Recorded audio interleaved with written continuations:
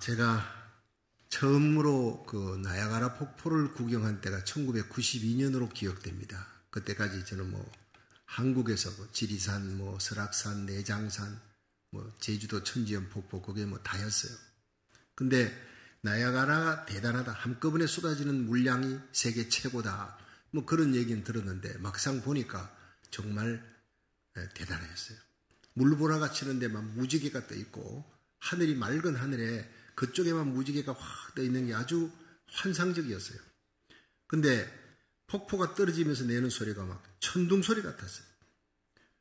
그런데 2006년이 되어서 브라질 단기 선교를 갔다가 오면서 그 이가수 폭포를 그 일행들과 함께 구경하러 갔습니다. 그때 그 폭포가 270여 개의 그 폭포들로 둘러싸여 병풍처럼 둘러싸여서 쏟아지는 그 장엄한 광경을 정말 봤을 때 그것도 또 한꺼번에 물량이 쏟아지는 것은 세계 최대다는 이 나야가라 폭포하고 또 다른 장관의 모습이었어요. 근데 그 폭포에 가까이 가서 더 가까이 가려면 배를 타야 되는데 그 배를 탈 사람은 타라 그러고 두려운 사람은 타지 않고 그 기다리고 있고 나머지 사람들은 비옷을 입고 배를 타고 갑니다. 근데 정말 폭포 가까이 가니까 하늘이 맑은데도 그냥 소나기가 막 쏟아지듯이 막 비옷이 다 젖어, 그렇게 속옷까지 막 다 젖는 거예요. 그때 제가 깨달은 게 멀리서 구경할 때 참 대단하다, 감동합니다. 그러나 배를 타고 가까이 가니까 내 몸에 그 폭포수에 막 젖는 거예요. 폭포수에 젖는 것은 멀리서는 그건 상상을 할 수가 없는 영향력을 받는다는 거예요. 오늘 이 예배 가운데 여러분들이 예수님을 구경하는 예배, 멀리서 감탄하는 예배가 아니고 감동하는 예배가 아니라 예수님의 그 영광의 임재, 거룩함의 임재에 흠뻑 젖어드는 예배가 되기를 주의 이름으로 축원합니다. 찬양할 때 저는 기도하면서 하나님, 오늘도 하나님의 거룩한 임재 가운데 우리가 충만하게 하여 달라고, 하나님의 임재를 보게 해달라고, 하나님의 임재를 체험하게 해달라고 그렇게 기도합니다. 여러분, 은혜 중에 제일 큰 은혜가 무슨 은혜냐? 바로 십자가의 은혜예요. 십자가의 은혜가 회복되면, 십자가 찬양, 십자가 은혜가 회복되는 곳에는 치유의 역사가 일어납니다. 마음의 병이 고쳐지는 거예요. 영혼의 병이 고쳐져요. 기도가 막혔던 사람, 기도문이 열립니다. 마음에 염려, 근심이 있던 사람, 그리고 음란한 생각이 있는 사람, 거룩한 하나님의 성령의 임재로 인해서 마음이 깨끗해지고 거룩해지는 거예요. 오늘 예배 가운데 염려, 근심이 있다, 그걸 끝까지 가고 가면 그 예배는 오늘 헛된 예배입니다. 반드시 하나님은 우리의 염려, 근심을 다 가져가시고 평안을 주시는 분입니다. 내가 너희에게 평안을 주노니 세상에 주는 것 같지 아니하니라. 이 예배 가운데 세상의 평안이 아닌 하나님의 평안, 하나님의 임재로 인한 평안이 충만하기를 주의 이름으로 축원합니다. 여호와를 아파 고치는 분이에요. 여호와를 경외하는 너희에게 의로운 해가 떠올라 치유의 광선을 발하리니 너희가 외양간에서 나온 송아지같이 뛰리라. 근심하며 왔다가 말씀 듣고 찬양하고 기도하는 가운데 송아지같이 뛸 수 있기를 주의 이름으로 축원합니다. 그 염려 근심은 사라지는 거예요. 백부장 보세요. 예수님 딱 만났어요. 하나님의 임재, 하나님 앞에서 내가 이스라엘 전역에 이만한 믿음 만나본 적이 없다. 그 하나님의 임재 가운데 예수님 만나니까 집에 두고 왔던, 심리 밖에 두고 왔던 하인이, 병들어 죽어가는 하인이 그시로 나으니라. 여러분, 집에 지금 뭔 문제가 있습니까? 자식 문제가 있습니까? 직장 문제, 염려, 걱정되는 문제가 있습니까? 그 문제는요, 아무 문제가 아니에요. 오늘 여러분이 이 예배 가운데 하나님의 임재를 체험만 하면 집에 가면 그 문제는 해결되어 있는 거예요. 내 이름으로 일컫는 내 백성이 그 악한 길에서 떠나 스스로 겸비하고 기도하여 내 얼굴을 구하면, 오늘은 이 예배는 하나님의 얼굴을 구하는 시간이에요. 하나님의 얼굴의 영광의 광채가 여러분에게 충만하기를 바랍니다. 그러면 하늘에서 듣고 그 죄를 사하고 그 땅을 고칠지라. 주님은요, 우리의 죄 문제, 내면의 문제를 먼저 치유합니다. 말씀으로 치유합니다. 찬양받을 때 치유합니다. 그러면 우리 육의 문제는, 땅의 문제는 저절로 해결될 줄로 믿으시기 바랍니다. 가장 큰 은혜가 뭡니까? 십자가 은혜예요. 십자가 은혜가 회복되기를 주의 이름으로 축원합니다. 다 고쳐지는 거예요. 회복되는 거예요. 은사도 회복되고 치유의 역사가 일어나는 거예요. 여러분, 히브리서 12장 2절에 보면 믿음의 주요 온전케 하시는 예수를 바라보자. 저는 그 앞에 있는 즐거움을 위하여 십자가를 참으사 부끄러움을 개의치 아니하시더니 마침내 하나님 우편에 앉으셨느니라 했어요. 우리가 믿음의 주요 온전케 되시는 예수님을 바라보는 예배, 그 예수님의 임재를 체험하는 예배가 되면 주님과 함께 동행하게 됩니다. 에녹처럼 노아처럼. 주님이 가는 그 길을 십자가 지고 나도 따라가는 거예요. 주님 손잡고 가면 주님이 서면 나도 서고 주님이 가자 하면 가는 거고 주님이 보는 것도 나도 보는 거예요. 주님이 마음 아파하면 나도 아파야 되고 주님이 웃을 때 나도 웃고 주님이 울면 내가 웃어야 되는, 주님이 외칠 때 나도 외치고 주님이 침묵할 때 나도 침묵하는 게 예수 잘 믿는 사람입니다. 근데 주님이 외칠 때 우리는 침묵하고 주님이 울고 있는데 우리는 웃고 있고 거꾸로 신앙생활하는 사람이 너무 많다는 거예요. 십자가 가는 길에 예수님이 침묵하셨던 거예요. 예수님이 어느 때에 외쳤고 어느 때에 침묵했는가 잘 연구해야 됩니다. 우리가 사순절을 맞이해서 예수님 십자가 가는 그 길에 주님께서 어떨 때 외쳤느냐, 어떨 때 침묵하셨느냐 살펴보고 은혜 받는 시간 되기를 주의 이름으로 축원합니다. 첫째로 예수님은 복음을 전파할 때 외친 거예요. 우리 다 같이 디모데후서 4장 1절 2절을 읽어봅니다. 시작. 하나님 앞과 산자와 죽은 자를 심판하실 그리스도 예수 앞에서 그의 나타나실 것과 그의 나라를 두고 엄히 명하노니 너는 말씀을 전파하라. 때를 얻든지 못 얻든지 항상 힘쓰라. 범사의 오래 참음과 가르침으로 경책하며 경계하며 권하라. 자, 여기서 너는 말씀을 전파하라. 이게 십자가입니다. 부활, 예수님의 말씀, 복음 전파하라. 때를 얻든 못 얻든 흘러가는 그 시간 속에 시간을 빼앗아라도, 나를 위한 시간을 빼앗아서라도 하나님의 복음 전하는, 전도하는 일에 힘쓰라는 거예요. 전도의 입이 열리기를 주의 이름으로 축원합니다. 제가 일생에 가장 아팠던 기억이 지금도 생생합니다. 제가 신학대학원을 마치고 정농동 성덕교회, 청량리 옆에 전농동 성덕교회 청년부 담당으로 부임을 했습니다. 그런데 전임 전도사지만 청년부를 또 윤주일학교를 맡았는데 청년부 아이들 훈련을 잘 시켰어요.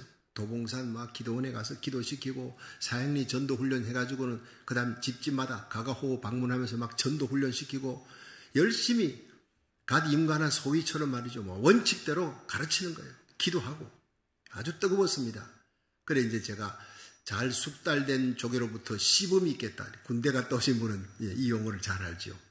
제가 일단은 시범을 보이겠다. 따라와라. 한 20명의 청년들 끌고 그리고 각 집마다 다니면서 전도는 이렇게 하는 것이다. 사형리를 갖고 전도했어요. 다들 보고 이제 이 집 저 집으로 흩어지는데 나를 따라 한 2-3명의 청년들이 따라서 한 집에 들어갔습니다. 하니까 그 집에 독거 노인이, 혼자 사는 노인이 계세요. 한 80이 다 돼가는 노인. 이 노인이 복음을 받아들였습니다. 사형리를 가지고 전도하니까 잘 받아요. 이분이 마지막 예수님을 구주로 영접하는 그 시간에 주 예수님, 나는 주님을 믿고 싶습니다. 내 죄 때문에 예수님이 십자가에 달려 돌아가셨으니 예수님 내 마음 문을 엽니다. 오셔서 내 죄를 사하시고 나의 주인이 되시고 왕이 되어 다스려 달라 하는 그 기도를 이제 읽고 한번 해보라고, 예수님이 오실 거라고, 영접하시라고. 가만히 생각하더니 내가 80년 동안 80평생을 불교를 믿고 부처님 섬겼는데 이거 하루아침에 이래 되는 게 힘듭니다. 입이 열려지기가 힘드니까 한 주간만 시간을 달래서 안 된다고. 한 주간은 너무 멀다고. 그러니까 그러면 내일 하루만 시간 달라고. 그러니까 이 어르신 앞에 내가 그걸 양보를 내가 못하겠더라고. 그래서 내일 하지 말고 오늘 여기서 하시라고. 어르신 여기서 하시라고 할아버지 하니까, 아니 하루인데 80년을 기다렸는데 하루를 못 기다리냐. 그러니까 하루만 시간을 달라. 그래서 제가 알겠습니다. 내일 이맘때 꼭 오겠습니다. 꼭 예수님 영접하십시오. 갔어요. 저는 당연히 그날 다음날 그 자리에 갔고 예수님을 할아버지가 영접할 줄 알고 갔는데 그 대문 앞에 초롱이 달려있는 거예요. 누가 죽었다는 거 아니에요. 깜짝 놀라서 밀치고 들어갔더니 어젯밤에 할아버지가 죽었대요. 가스로, 연탄 가스로. 할아버지가 자살한 게 아니에요. 연탄가스 사고였어요. 사고로 죽은 거예요. 그 할아버지에게는 내일이 없었어요. 그날이 바로 마지막 날이었어요. 기가 막힌 거예요. 할아버지 나하고 약속했잖아요. 예수님 만나기로. 그 툇마루에 앉아서 그렇게 내가 눈물을 흘렸어요. 그 영혼이 지옥 갔다 생각하니까 막 말할 수 없는 후회감이 몰려오는 거예요. 내가 좀 더 매달릴 걸. 좀 더 간절히 내가 전도할 걸. 한 번이라도 더 예수님을 영접하라고 매달릴 걸. 돌아오는 내내 눈물 흘렸어요. 기가 막힌 후회가 되더라고요. 여러분, 보라, 지금이 은혜 받을 때요. 지금이 구원의 날이라 그랬어요. 다니엘서 12장 3절에 보면 지혜 있는 자는 궁창의 빛과 같이 빛날 것이고 많은 사람을 옳은 대로 돌아오게 한 자 하늘의 별과 같이 영원토록 비치리라. 우리 일생에 가장 바쁜 일, 급한 일, 복음 전하는 일보다 더 급한 일은 없는 줄로 믿으시기 바랍니다. 내게 주어진 오늘이라는 그 시간에 내게 붙여준 그 사람들에게 입을 열어 복음을 전하는 하루하루가 되어 수많은 영혼을 지옥에서 천국으로 우리 주님께로 흑암의 권세에서 하나님의 사랑의 아들 예수 그리스도의 품으로 안기는 천국 백성이 되기를 주의 이름으로 축원합니다. 두 번째는 예수님은 죄를 책망할 때 입을 열었어요. 외쳤어요. 마태복음 23장 13절로 한번 읽어봅니다. 시작. 화 있을진저 외식하는 서기관들과 바리새인들이여, 너희는 천국 문을 사람들 앞에서 닫고 너희도 들어가지 않고 들어가려 하는 자도 들어가지 못하게 하는도다. 자, 이 화 있을진저 서기관과 바리새인들이요, 이들은요 율법을 만드는 사람이에요. 또 율법을 지키는데 앞장선 사람인데 이 무거운 짐을 사람들에게 메어놓고 천국 가는 길을 막고 있어요. 그러니까 외식하는 자들이라고 막 책망합니다. 죄와 허물을 책망합니다. 이사야 58장 1절에 보면 크게 외쳐라, 아끼지 말라, 내 목소리를 나팔같이 날려 내 백성에게 그 허물을, 야곱의 집에 죄를 고하라, 회개를 고하라는 거예요. 주님은 세상에 불의가 날뛸 때 그 불의를 놓고 참고 있으라 그러지 않았어요. 외쳐라, 책망하라, 죄를 책망하라는 거예요. 사도 바울은 사도행전 23장 1절에 여러분 형제들이여, 오늘까지 내가 범사에 양심을 따라 하나님을 섬겨노라. 여러분, 날마다 우리 마음속에 양심을 통해 들려오는 하나님의 음성이 있습니다. 그 하나님의 음성을 듣고 내 양심대로 양심을 따라 살아가는 사도 바울 같은 사람이 되어야 합니다. 우리 성도들이 양심을 통해 들려오는 하나님의 명령대로 이 불의하고 패역한 시대에 쓰나미같이 몰려오는 이 불법과 불의 앞에서 아이고 내가 이거 뭐 막는다고 막혀지는가, 뭐 연못에 돌 던지기지, 아무리 세상 사람들이 그렇게 얘기해도 기도원의 300용사로 12만 5천을 쳐부수시는 하나님을 믿으시기 바랍니다. 골리앗이, 그 어린 골리앗이, 어린 골리앗이 아니지, 다윗이 어리지만 그 집체 많은 이 골리앗을 쳐서 이기잖아요. 이기니까 팔레스틴의 군대가 소리치며 도망가고 이스라엘에 숨었던 이스라엘 군대가 일어나 대성을 거두는 역사가 그 어린 다윗을 통해서 일어나는 거예요. 다윗의 하나님이 어디 계십니까? 우리 교회와 함께 하시고 저와 여러분과 함께 하는 줄로 믿으시기 바랍니다. 여러분, 기도원의 300용사 3만 명이 모여왔는데 하나님이 야 많다 돌려보내라, 겁내고 두려워하는 자 돌려보내라. 마지막에 300명 달랑 남았는데 12만 5천 명이 개미떼처럼 몰려오는데 300명 갖고 뭘 합니까? 그러나 그 300명을 갖고 12만 5천을 한 사람을 쫓듯이 하나님께서 쫓아내시고 패하게 하시고 대성을 거두었던 그 하나님이에요. 그렇습니다. 하나님께서는 지금 캘리포니아의 악법이 통과됐어요. 어린 아이들 성전환하고 싶으면 마음대로 해라. 너희들 돈 없으면 부모한테 얘기하지 마라. 그리고 학교에서 다 해준다. 주지사가 서명하고 그리고 그 돈을 주정부 돈으로 다 해주겠다. 이 기가 막힌 법이 통과가 돼요. 우리가 알지 못하는 상황 속에 통과되었고 이것을 막고 자기 아이들 지키겠다는 부모님들은 그냥 고발하면 제일 들어가. 세상에 이런 악법과 이런 마귀적인 법이 어디 있습니까? 국회의원들이 사인하고 주지사가 사인하고 여기에 의로운 양심에 들려온 하나님의 음성을 듣고 주의 종들이, 목사님들이, 우리 장로님, 권사님, 집사님들이 일어났어요. 어느 때보다 더 뜨겁게 남가주 천역에서 여러분 이 악법을 막자. 아동보호법 주민 발의안을 위한 서명운동을 열심히 전개하고 있습니다. 그런데 우리 주님 세운 교회가 이 모든 일에 역시 선봉장으로 뛰고 있는 거예요. 지난 금요일만 해도 이 교구에 7명의 권사님들이 김서정기로 올라갔어요. 4시간 반을 그 대학교 속에서 132명의 서명을 받았습니다. 지금 도합 1483명의 서명을 받았는데 이제 또 더 올라갔어요. 토요일 저녁에 연락이 왔어요. 목사님 대나무 한남체인에서 장로님 권사님들이 133명을 또 받았습니다. 이제 지금 1616명이 됐어요. 남가주 전체 대형 교회들, 그 은혜 한인교회, 남가주 사랑의 교회 다음으로 우리 교회가 가장 많은 표를 지금 받아내고 있습니다.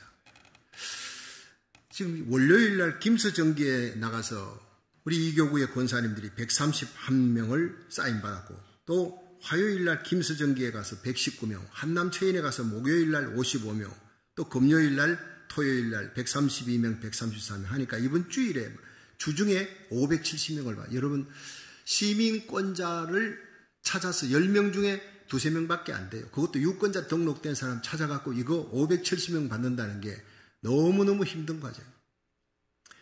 몸살이 나가는 거예요, 이분들은. 목사님, 저희들이 누워서 좀 쉬려고 그래도 하나님께서 내 양심을 통해 들려옵니다. 나가라는 거예요. 아까도 제가 만나서 정말 수고했다니까 우리는 목사님에게 칭찬 드리려고 하는 거 아닙니다. 내 양심을 통해 들려온 하나님의 음성을 듣고 나가는 겁니다. 우리 교인들 똑똑해요. 목사가 나가자 한다고 나가는 사람들 아니에요. 다른 교회는요, 목사님들이 우리 한번 나가서 서명운동합시다. 나가자 하면 뒤돌아보면 아무도 없대. 목사님 혼자래요. 그러니까 힘이 맥이 다 빠진다는 거예요. 그래서 저는요, 주님 세운 교회는 어떻습니까? 우리는 나가자 하면 다 따라 나옵니다. 그게 달라요. 그래서 일당백이라는 거예요. 그래서 기독뉴스의 김창호 목사님이 기자입니다. 20년, 19년을 우리 교회를 취재했던 이 목사님이 또 글을 써냈어요. 많은 목사님들이 봤어요. 감동을 하는 거예요. 어려울 때, 힘들 때 주님 세운 교회는 다시 일어납니다. 매일같이 나갑니다. 하나님의 음성을 듣고 거룩한 나팔수로, 거룩한 방파제로 이 땅을 살리기 위해서 일어난 주님 세운 교회에 감동을 줍니다. 여러분, 기자들에게 우리가 감동시키려고 아무리 해도 그 사람들 감동 안 합니다. 그들이 감동할 수 있는 일을 해야 되는 거예요. 믿지 않는 사람조차도 감동할 수 있는 일, 의로운 양심을 갖고 일어나는 겁니다. 불의에 대해서 목숨을 걸고 나서는 겁니다. 저는 우리 주님 세운 교회 담임 목사라는 게 얼마나 자랑스러운지 몰라요. 그렇습니다. 오늘 오후 2시부터 교회에서 버스로 출발해서 부에나팍 소스몰로 갈 거예요. 이 교우 사람들은 이제 보니까 조금 전에 일부 예배 마치고 또 흑인교회로 갔더라고요. 흑인교회 교인이 자기 교회는 이런 얘기 안 하고 있으니까 당신네들이 와가지고 받아가라고 2교회나 그랬어요. 그래서 일부 예배 마치고 2교회나 쫓아갔어요. 출장 나갔어요. 가가지고 지금 얼마나 받아올는지 모릅니다. 여러분, 오늘은 부에나팍 소스몰에 가서 2시간 서명운동 하는데 거기 가가지고 1층에는 1교구, 2층 2교구는 김서정기로 가니까 3교구는 3층, 4교구는 4층 다 준비됐어요. 여러분이 나가기만 하면 됩니다.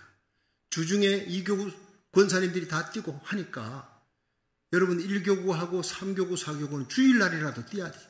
훗날 양심에 부끄러움을 당하지 않도록 하나님 앞에 우리가 부끄럽지 않도록 그래야 되지 않겠습니까? 목사가 외치는 게 아니라 하나님의 말씀이 우리에게 죄를 외쳐라, 회개케 하라, 악법을 돌이켜라, 하나님 앞에 거룩한 방파제의 사명을 감당하라. 이 주님의 음성에 순종할 수 있기를 주의 이름으로 축원합니다.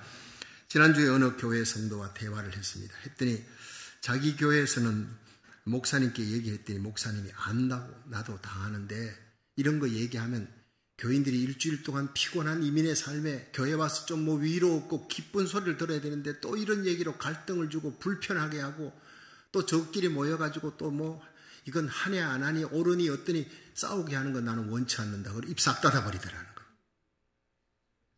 얼마나 분노가 일어납니까? 교인들이 마음이 불편하다고 회개를 얘기하지 않습니까? 가짜 아닙니까? 여러분, 이 메시지는 방송으로 다 나갑니다. 주의 종들이 들어야 합니다. 우리가 주님 앞에 서는 날 선생들은 2번 심판받습니다. 주의 종들은 내가 어떻게 살았느냐, 2번째 양무리를 어떻게 바로 인도했느냐. 그들이 듣기 싫어도 죄 지으면 지옥 간다는 얘기를 해야 되는 거예요. 죄를 얘기해야 되고 지옥의 얘기해야 되고 심판의 얘기를 해야 하나님의 종인 줄로 믿으시기 바랍니다. 죄값인 죽음과 심판이 있다, 지옥이 있다는 것을 얘기해야 십자가의 은혜가 얼마나 감사한지, 얼마나 감격스러운지 깨닫게 되는 거예요. 죄와 심판, 지옥의 얘기 없이 십자가가 무슨 소용이 있습니까? 나 대신 십자가 지시고 나 대신 지옥의 고통을 당하시고 나의 죄를 대신하여 십자가 지신 예수님 때문에 우리가 구원받은 거 아닙니까? 우리가 구원받았으니 우리도 구원해야 되는 거 아닙니까? 의로우신 예수님의 뒤를 따라가는 저와 여러분 되기를 주의 이름으로 축원합니다. 아무리 성도들이 싫어해도, 듣기 싫어해도 죄와 회개에 대해서, 지옥에 대해서, 심판에 대해서는 외쳐야 되는 것이, 그게 이 강단인 것입니다. 여러분, 우리는 이 불의하고 패역한 세대를 살아가면서 주님 오시는 그날까지 이 땅의 모든 가정과 모든 교회, 모든 학교들이 성경적인 가치관으로 세워지도록 거룩한 방파제의 역할을 감당하는, 일어나 어둠의 세력을 향해 외치는 그리스도의 강한 군사가 되기를 주의 이름으로 축원합니다. 세 번째 우리가 외쳐야 될 것은 회개를 촉구하는 거예요. 요한복음 2장에 보면 예수님 예루살렘 성전에서 성전 안에 소와 양 파는 자들, 비둘기 파는 자들 다 쫓아내는 거예요. 돈 바꾸는 자들 다 그냥 돈상을 발로 뒤집어 엎어버렸어요. 노끈으로 채찍을 만들어 소와 양을 다 성전에서 내어보내시고, 내 집, 아버지 집, 만민의 기도하는 집, 이 집을 강도의 굴혈로 만들었다 소리치며 진노하시는 거예요. 얼마나 멋있습니까? 오늘 우리 교회, 내 마음의 성전에 예수님이 오신다면 어떤 모습으로 나타나실까? 참 궁금합니다. 마태복음 23장 37절에 예수님은 예루살렘 성전, 아름다운 성전을 바라보면서 탄식하며 그라죠 소리내어 오셨어요. 예루살렘아, 예루살렘아, 선지자들을 죽이고 너에게 파송된 자들을 돌로 치는 자여, 암탉이 그 새끼를 날개 아래 모음같이 내가 네 자녀를 모으려 한 적이 몇 번이냐. 그러나 너희가 원치 아니하였도다. 불을 토하며 울면서 외쳤습니다. 여러분, 주님께서 입을 열어 외칠 때 우리도 함께 입을 열어 외치는 자가 돼야 그게 그리스도인이에요. 주님이 외치는데 우리가 침묵하고 있다면 그건 직무유기예요. 살인 방조죄예요. 평생 비겁한 자로 양심의 가책을 받게 됩니다. 일제시대 신사참배 반대하고 주기철 목사님 옥고를 치르고 죽습니다. 손장은 목사님 끌려가서 순교당합니다. 박간준 장로님이 죽습니다. 근데 어느 목사님이 총칼이 무서워 신사참배를 했어요. 8.15 해방이 됐습니다. 목회를 했습니다. 이분이 아무도 신사참배했다는 걸 모릅니다. 다른 지역으로 가서 목회를 하고 있으니까, 자기 입으로 나는 신사참배했다고 얘기한 적이 없으니까. 그런데 새벽자단에 나가서 기도만 하면 마음속에 양심을 통해 들려오는 하나님의 음성이 들립니다. 내가 신사참배를 반대하고 주기철 목사님이, 손양은 목사님이 순교할 때 그때 나도 죽었어야 했는데 그 음성이 계속 자기 양심 속에서 들려오는 거예요. 살아서 이렇게 지옥의 고통을 당하는구나. 아무도 모르지만 내 양심이 소리를 치는 거예요. 죽는 날까지 가슴을 치며 살다가 죽었다는 거예요. 양심의 소리는 이렇게 무서운 겁니다. 여러분, 천국 복음 전해야 할 때, 죄악을 책망할 때, 회개의 메시지를 전해야 할 때 우리 성도들은 사자같이 용감하게 불의와 맞서서 외치고 싸울 수 있기를 주의 이름으로 축원합니다. 근데 주님이 침묵을 지킨 경우도 있습니다. 끝까지 침묵을 지킨 경우, 첫째는 비난 앞에, 예수님 자신을 비난하는 자들 앞에 침묵하셨던 거예요. 마태복음 27장 11절에서 14절 같이 읽어봅니다. 시작. 예수께서 총독 앞에 서서매 총독이 물어 가로되 네가 유대인의 왕이냐? 예수께서 대답하시되 내 말이 옳도다 하시고 대제사장들과 장로들에게 고소를 당하되 아무 대답도 아니하시는지라.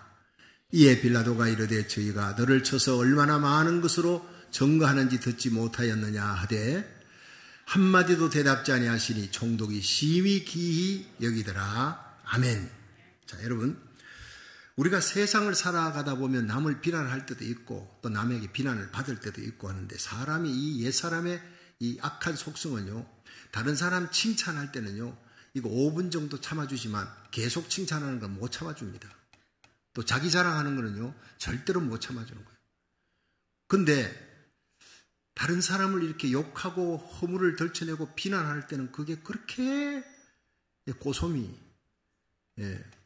그렇게 고소하고 재밌어. 밤새도록 남을 욕해도요, 그게 재밌는 거예요. 그게 모든 사람의 마음속에 있는 옛사람의 본성입니다. 그 악한 본성입니다. 그런데 내가 잘했는데 잘못한 거 없는데 내가 억울하게 비난을 당한다. 그걸 참을 수 있는 거 굉장히 힘든 일이에요. 어떻게든 그걸 밝혀야 돼.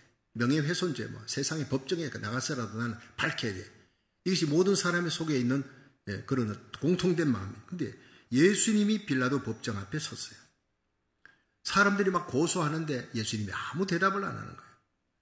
요즘으로 말하면 신문, 인터넷에 온갖 중상모략, 험담, 악플을 막 다 쏟아냈어요. 한 사람을 잡는 거예요. 여러분, 과거에 최진실이가 그 악플 때문에 결국 자살했던 얘기 기억납니까? 참 너무 아깝잖아요. 너무너무 멋있는 그 영화 배우, 드라마 배우인데 그 악플에 못 견뎌서 너무 억울하니까 스스로 목숨을 걸었어요. 남을 이렇게 해롭게 한다는, 억울하게 한다는 게 그게 무서운 마귀적인 죄입니다.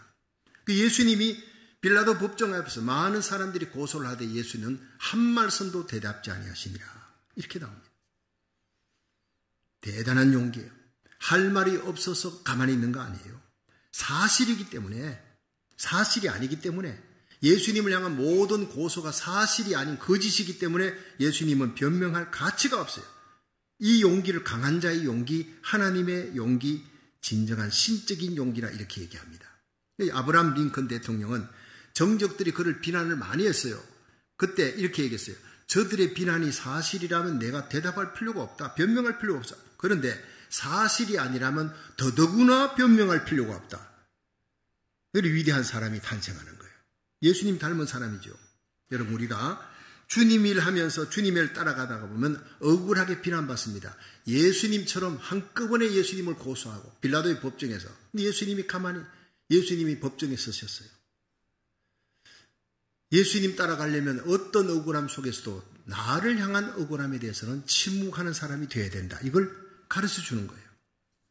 영혼의 감독관, 우리의 목자 예수님의 침묵을, 자기 자신을 향한 모든 비난에 침묵을 배울 수 있기를 주의 이름으로 축원합니다. 그런 사람들이 천국에 합당한 사람이라는 거예요. 둘째로 예수님은 약자 앞에 침묵했습니다. 요한복음 8장 7절에서 9절 한번 읽어봅니다. 시작. 저희가 묻기를 맞이 아니하는지라 이에 일어나 가라사대 너희 중에 죄 없는 자가 먼저 돌로 치라 하시고 다시 몸을 굽히사 손가락으로 땅에 서시니 저희가 이 말씀을 듣고 양심의 가책을 받아 어른으로 시작하여 젊은이까지 하나씩 나가고 오직 예수와 그 가운데 섰는 여자만 남았더라. 자, 여러분, 이 잘 아시는 얘기인데 사람들은 흔히 강자 앞에서는 약해지고 약자 앞에서는 강해지는 속성이 있어요. 근데 예수님은 거꾸로입니다. 강자 앞에서는 강합니다. 한없이 강해지고 약자 앞에서는 한없이 약해지신 분이 예수님이에요. 우리는요, 무식한 사람이 있어요. 그 사람이 좀 뭘 모른다 그러면요, 반드시 그거를 내가 아는 거를 또 밝혀서 가르쳐주고 훈계를 해줘야 그런 속성이 사람에게 다 있어요.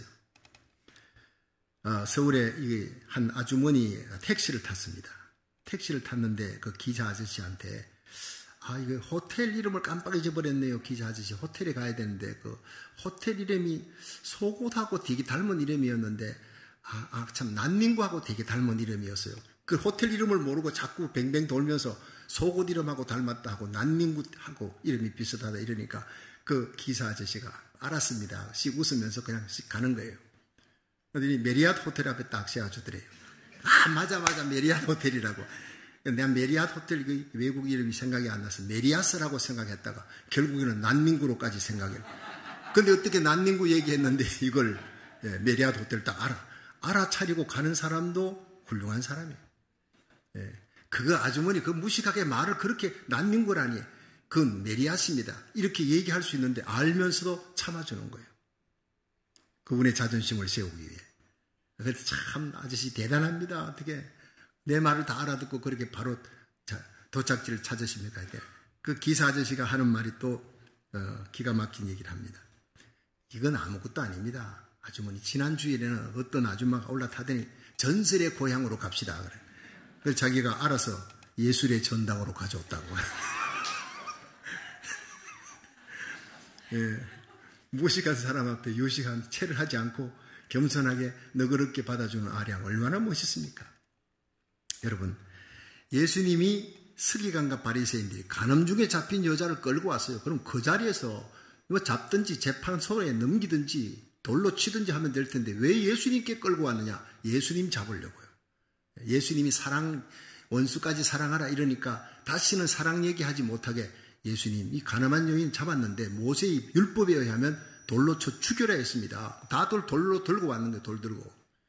예수님 죽일까요? 살릴까요? 그러니까 예수님이 한 말씀도 대답지 않고 땅바닥에 주저앉아서 무릎을 꿇고 손가락으로 땅에 글을 씁니다. 침묵하고 있습니다.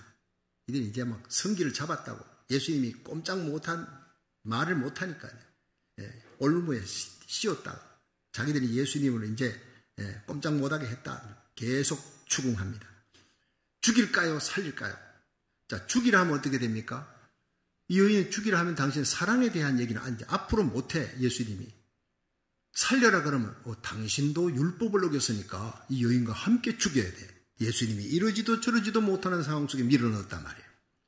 그때 예수님께서 계속 추궁을 하니까 땅바닥에 글을 쓰시다가 일어나셨어요. 너희 중에 죄 없는 자가 먼저 이 여인에게 돌로 치라. 그 죄 없는 자, 이것이 헬라어로 하마르테토스예요. 죄를 지을 마음조차 없는 자래. 죄를 지을 생각조차 없는 자. 예수님 밖에는 아무도 그런 사람 없습니다. 죄 지을 생각조차 없는 자가 어디 있겠습니까? 손에 돌을 들고 있던 그 손에 힘이 다 빠져버리는 얘기 아닙니까? 그때 예수님이 다시 주저앉아서 글을 씁니다. 그들이 도망갈 수 있는 여유를 주는 거예요. 이게 예수님께서요, 상한 갈대도 꺾지 아니하시고 꺼져가는 심지도 끄지 아니하신 예수님의 자비와 불쌍히 여기는 마음, 긍휼의 마음이 가늠한 여인, 죽어마땅한 그 가늠한 여인에게만 향한 것이 아니라 돌을 들고 있는 그 바리새인들에게도 향하신 주님의 척은히 여기는 마음. 너희들 빨리 도망가라. 내 안 볼 테니까 너희들 돌 들고 있던 건 놓고 이 여인 정죄하려 하지 말고 도망가라. 그분이 바로 오늘 우리 예배를 받으시는 예수님인 줄로 믿으시기 바랍니다. 예. 여인아, 너를 정죄하던 자가 어디 있느냐? 하나도 없나이다. 다 돌을 놓고 갔습니다.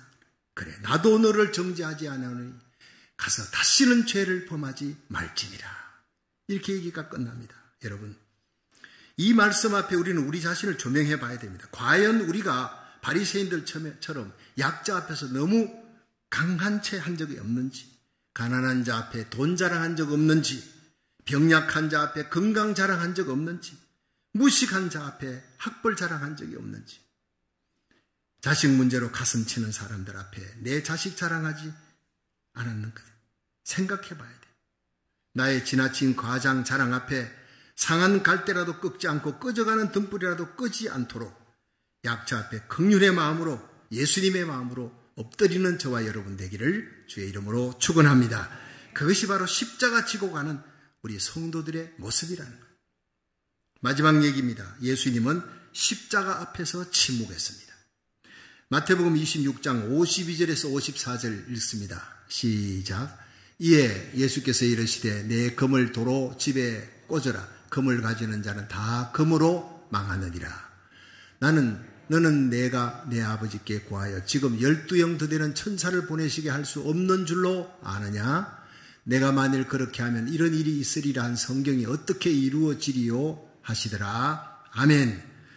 자, 여러분, 예수님께서 이제 십자가 지시기 위해 겟세마네 동산을 향해서 기도하십니다. 그 기도가 땀방울이 피가 되는 기도 아닙니까? 그 기도를 한 후에 이제 군병들이 몰려오고 가룟 유다가 이제 앞장서가지고 예수님을 넘기려고 옵니다.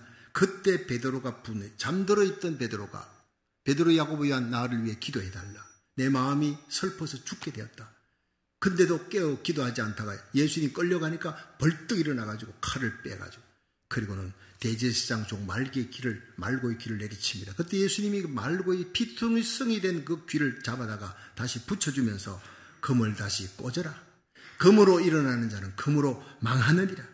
내가 하늘에 12영도 되는 천사를 보내어 이들을 멸할 수 없는 줄 아느냐? 그러면 어떻게 하나님의 뜻이 이루어지겠느냐? 너무나 감동스러운 얘기. 강도처럼 끌려가면서, 억울하게 끌려가면서도 내가 이렇게 죽어야 너희들의 죄를 사해 줄 수 있다. 십자가에 끌려가야 된다. 내가 12영 되던 하늘에 12군단의 천사를 보내어 이들을 멸할 능력이 없는 줄 아느냐? 할 수 있다. 그렇지만 내가 십자가에 끌려가야, 죽어야 하나님의 뜻이 이루어지고 너희들이 구원받게 되는 거라. 아버지께서 주신 잔을 내가 마시지 않겠느냐? 스스로 십자가의 길을 택하신 예수님. 그리고 가야바 법정, 안나서 법정에 밤새 끌려다닙니다.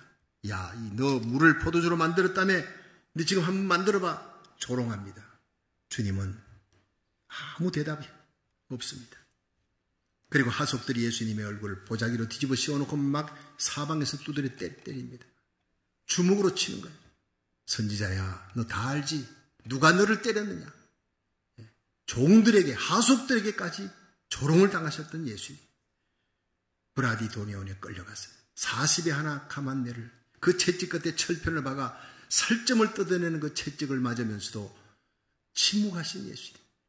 예수님이 채찍에 맞음으로 우리가 나음을 입었느니라 그랬어요. 주님의 침묵 때문에 우리가 구원받는 겁니다. 사람들이 예수님의 얼굴에 침을 뱉고 그 군합발로 예수님의 몸을 짓밟습니다. 수염을 뽑습니다.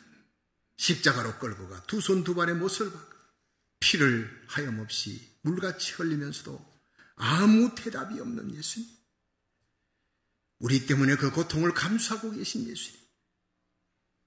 그래서 예수님의 고통, 그 아픔, 그 침묵을 이사야 53장 5절은 이렇게 기록합니다. 그가 찔림은 우리의 허물을 인하며 그가 상함은 우리의 죄악을 인하며 그가 징계를 받음으로 우리가 평화를 누리고 그가 채찍에 맞음으로 우리가 나음을 입었도다. 우리는 양 같아서 그릇 행하여 각기 제 길 갔거니와 우리 무리의 모든 죄악을 다 그에게 담당시키셨도다. 그가 곤욕을 당하여 괴로울 때도 그 입을 열지 아니하였으며 마치 도수장으로 끌려가는 어린 양과 털 깎는 자 앞에 잠잠한 양같이 그 입을 열지 아니하였도다. 이사야 53장은 입을 열지 아니하고 침묵하며 그 고통의 길, 그 외로운 길, 무거운 십자가의 길을 걸어가신 예수님을 묘사하였습니다. 그랬습니다. 주님은 침묵하셨습니다. 사람들 앞에도 하나님 앞에서도. 드디어 입을 열 때 옆에 달린 강도가 예수님을 조롱하면서 너 많은 기적을 행했잖아. 이 십자가에서 내려와 우리도 구원해달라고 그렇게 조롱할 때도 주님은 입을 열지 않았는데 오히려 오른편에 있는 그 데스마가 주여 당신의 나라가 임할 때 나를 기억하소서. 옆에 있는 강도를 향해 너와 나는 우리 죄 때문에 죽어마땅하지만 이 예수는 자기 행한 일이 옳지 않은 것이 없는 분이시다. 예수여 당신의 나라가 임할 때 나를 기억해 주시기 바랍니다. 겸손하게 눈물로 호소하는 그 강도를 향해 비로소 입을 열고 그래 네가 오늘 나와 함께 나군에 있으리라. 그 불쌍한 강도를 구원해 주시는 거예요. 그 앞에 울고 있는 어머니를 여인이여 보소서 아들입니다. 요한에게 그 아들을 그 예수님께서 어머니를 요한에게 부탁하는 거예요. 이제부터 너의 어머니다. 그리고 마지막에 아버지여 저들이 날 향한 그 모든 죄악을 용서해 주시기 바랍니다. 그들의 죄를 사해 주시기 원합니다. 알지 못해서 범한 죄입니다. 내 영혼을 아버지 손에 부탁합니다. 다 이루었다. 이게 예수님의 마지막 십자가의 얘기입니다. 여러분 예수님이 외칠 때 뭘 외쳤나요? 복음을 전할 때, 죄를 책망할 때, 회개를 촉구할 때 외칩니다. 여러분 저와 여러분의 입이 죄를 책망하고 회개를 촉구하고 복음을 전할 때만 열릴 수 있기를 주의 이름으로 축원합니다. 남을 비난할 때 우리 입이 열리지 않기를 원합니다. 원망하는 입이 열리지 않기를 원합니다. 그저 감사하는 입으로 찬양하는 입만 열리기를 주의 이름으로 축원합니다. 주님이 침묵하실 때 침묵으로 걸어가는 십자가 길, 자신을 향한 모든 비난 앞에 침묵하시고 불쌍한 약자 앞에 침묵하시고 십자가 앞에 십자가 길에 침묵하셨던 예수님. 주님이 외치실 때 우리도 외치고 주님이 침묵할 때 우리가 침묵함으로 끝까지 주의 발자취를 따라가는 자들이 되어야 주님 오시는 날 영광 가운데 들림받을 줄로 믿으시기 바랍니다.